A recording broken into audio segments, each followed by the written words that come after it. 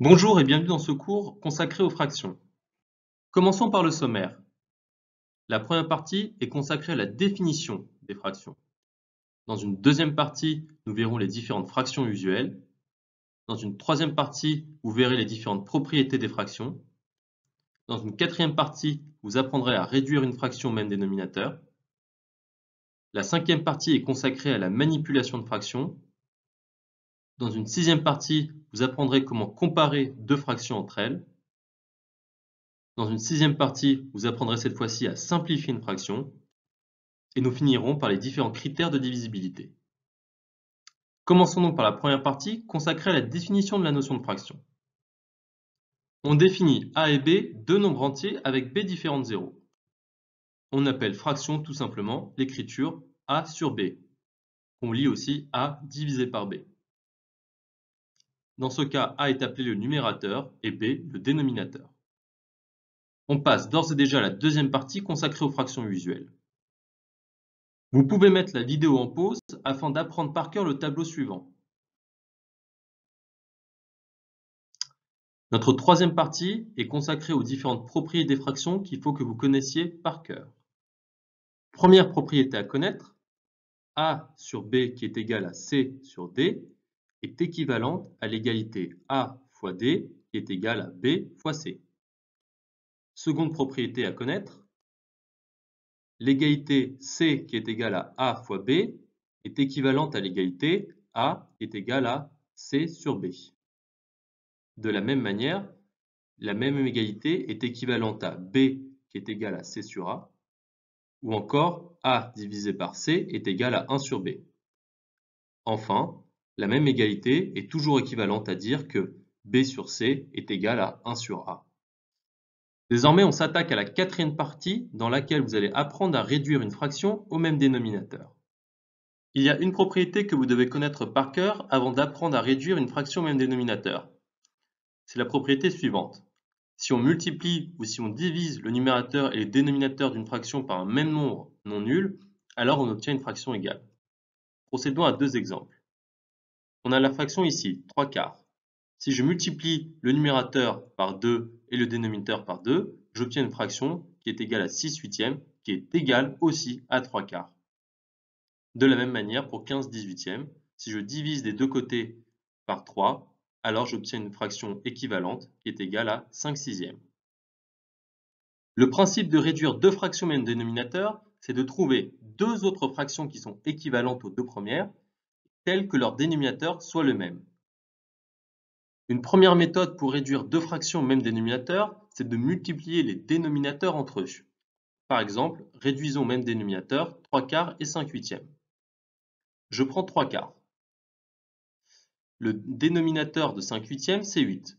Je vais donc multiplier le numérateur de 3 quarts par 8 et le dénominateur de 3 quarts par 8. C'est le cas ici. J'obtiens la fraction suivante, 24 sur 32. Je fais la même chose avec 5 huitièmes, que je vais multiplier par 4 au numérateur et aussi par 4 au dénominateur.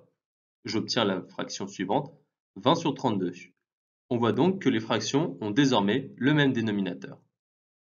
La seconde méthode, c'est de trouver un multiple commun aux deux dénominateurs.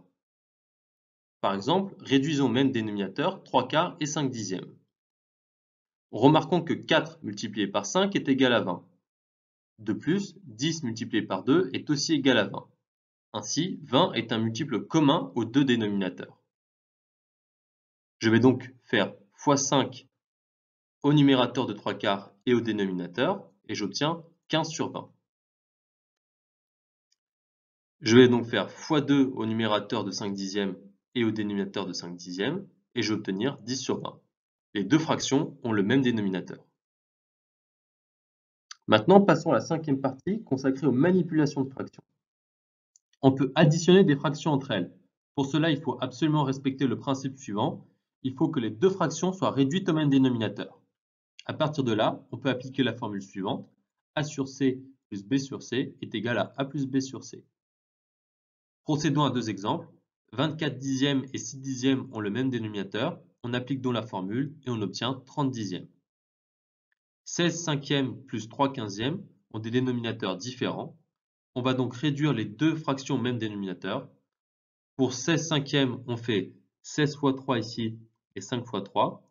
On obtient 48 quinzièmes plus 3 quinzièmes, ce qui est égal à 51 quinzièmes. On peut aussi soustraire des fractions entre elles. Pour cela, il faut respecter le même principe, à savoir que les deux fractions soient réduites au même dénominateur. À partir de là, on peut appliquer la formule suivante. A sur C moins B sur C est égal à 1 moins B sur C. Prenez le temps d'étudier les deux exemples suivants. Troisième manipulation possible, on peut multiplier des fractions entre elles. Dans ce cas, c'est très simple.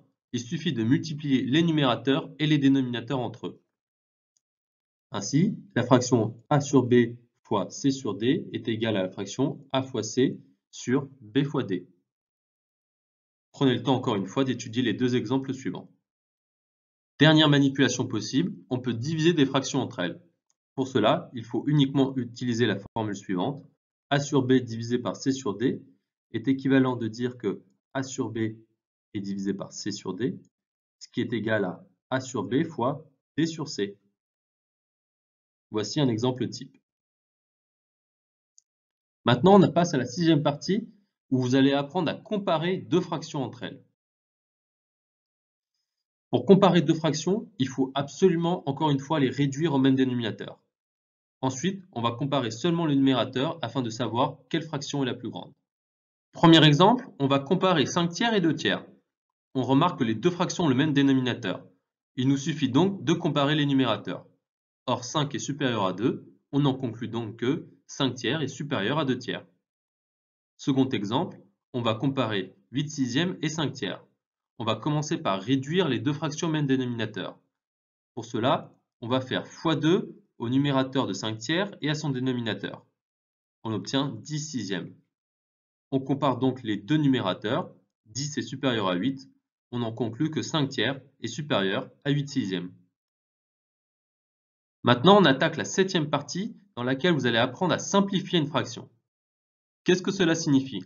Simplifier une fraction, cela consiste à manipuler une fraction afin d'en obtenir une autre avec un numérateur et un dénominateur qui sont les plus petits possibles. Pour cela, on va utiliser une propriété que vous connaissez déjà. On ne change pas la valeur d'une fraction si l'on divise ou qu'on multiplie le numérateur et le dénominateur par un même nombre non nul. Procédons à des exemples. Simplifions 25 dixièmes. Pour cela, on voit que 25 est égal à 5 fois 5 et que 10 est égal à 2 fois 5. On va simplifier les 5 ici et on obtient 5 demi. Deuxième exemple, simplifions 15 soixantièmes. De la même manière, on remarque que 15 est égal à 3 fois 5 et 60 est égal à 12 fois 5. On obtient donc, en barrant les 5 comme ça, 3 douzièmes. On remarque encore une fois que 3 douzièmes, on a 3 fois 1 en haut et 3 fois 4 en bas. On barre les 3 et on obtient 1 quart. On a donc simplifié la fraction 15 soixantièmes en 1 quart. Nous arrivons à la dernière partie de notre cours qui est consacrée aux différents critères de divisibilité que vous devez connaître. Une petite remarque avant de commencer cette partie. Tous ces critères de divisibilité, vous devez les comprendre et surtout les apprendre par cœur. C'est indispensable afin d'avoir une bonne note le jour de l'épreuve de calcul. Un nombre est divisible par 2 si et seulement si le chiffre de ses unités est 0, 2, 4, 6 ou 8, donc si c'est un nombre pair. Un nombre est divisible par 3 si et seulement si la somme de ses chiffres est divisible par 3. Prenons comme exemple 1227. On fait la somme de ces chiffres. 1 plus 2 plus 2 plus 7, ce qui est égal à 12. Or, 12 est divisible par 3 car 3 fois 4 égale 12. Donc, 1227 est divisible par 3. Un nombre est divisible par 4 si et seulement si le nombre formé de ces deux derniers chiffres est divisible par 4. Prenons comme exemple 516. On se concentre donc sur ces deux derniers chiffres, c'est-à-dire 16. 16 est divisible par 4, car 4 fois 4 égale 16, donc 516 l'est aussi. Le critère de divisibilité par 5 est très simple. On dit qu'un nombre est divisible par 5 si et seulement si son chiffre des unités est 0 ou 5. Passons au critère de divisibilité par 6. On dit qu'un nombre est divisible par 6 si et seulement s'il est divisible par 2 et par 3. Prenons l'exemple de 66. 66 est un nombre pair, donc divisible par 2. Pour savoir si c'est un nombre divisible par 3, on fait la somme de ces deux chiffres. 6 plus 6 égale 12, qui est divisible par 3, car 3 fois 4 égale 12. On en conclut que 66 est divisible par 2 et par 3, donc par 6. Un nombre est divisible par 7 si et seulement si le nombre des dizaines moins le double du chiffre des unités est divisible par 7. Prenons l'exemple de 238. Dans 238, le nombre des dizaines est 23 et le chiffre des unités est 8. On fait donc 23 moins 2 fois 8, soit 23 moins 16, ce qui est égal à 7. 7 est divisible par 7, donc 238 l'est aussi. Un nombre est divisible par 8 si et seulement si le nombre formé par ces trois derniers chiffres est divisible par 8. Prenons l'exemple de 1280. On prend le nombre formé par ces trois derniers chiffres, donc 128. 128 est divisible par 8, car 128 est égal à 16 fois 8. Donc 1280 est aussi divisible par 8. Autre critère de divisibilité, celui par 9. Un nombre est divisible par 9 si et seulement si la somme de ces chiffres est un multiple de 9. On prend l'exemple de 936. On fait 9 plus 3 plus 6, ce qui est égal à 18. Or, 18 est un multiple de 9, car 2 fois 9 est égal à 18. Donc, 936 est divisible par 9. Avant-dernier critère de divisibilité est l'un des plus faciles, celui par 10. On dit qu'un nombre est divisible par 10 si et seulement si le chiffre des unités est 0, tout simplement. Dernier critère de divisibilité à connaître, celui par 11. Un nombre est divisible par 11 si et seulement si la différence entre ses chiffres de rang pair et la somme de ses chiffres de rang impair est un multiple de 11. Pour 121, les chiffres de rang impair sont 1 et 1, tandis que le chiffre de rang pair est 2. On fait donc l'opération suivante, 1 plus 1 moins 2 est égal à 0, qui est divisible par 11. On en conclut que 121 est un multiple de 11. Merci d'avoir suivi ce cours de fraction. Comme d'habitude, si vous avez des questions ou des remarques, vous pouvez nous envoyer un mail ou nous contacter directement sur notre plateforme, prepacademy.fr, via notre chat.